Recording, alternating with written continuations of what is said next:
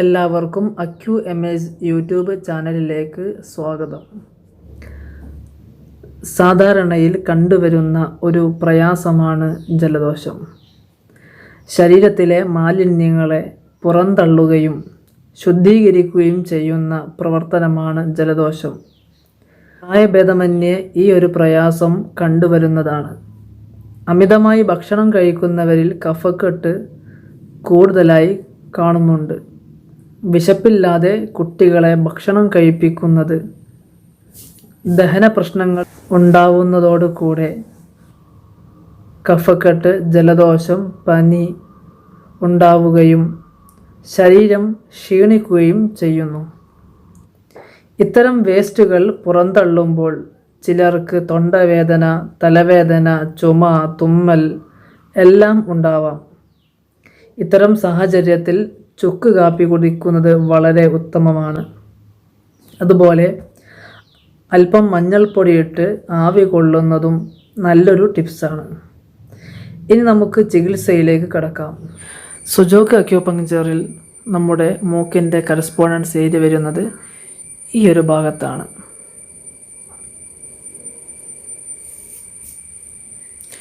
അതുപോലെ തൊണ്ടയുടെ correspondence area വരുന്നത് ഈ ഒരു ഏരിയ മുതൽ ഈ ഒരു ഭാഗം വരെയാണ്.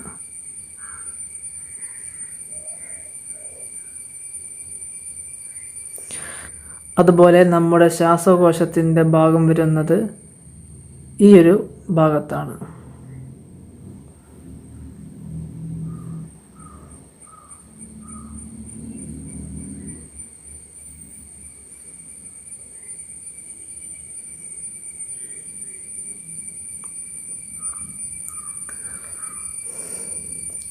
നമുക്ക് മൂക്കൊലിപ്പുണ്ടെങ്കിൽ മൂക്കിൻ്റെ കറസ്പോണ്ടൻസ് ഏരിയയിൽ ചെറുപയർ അല്ലെങ്കിൽ ഉഴുന്ന്, കരിഞ്ജീരകം ഇവയിൽ ഏതെങ്കിലും ഒന്ന് വെച്ച് ഒട്ടിച്ച് കൊടുക്കുക.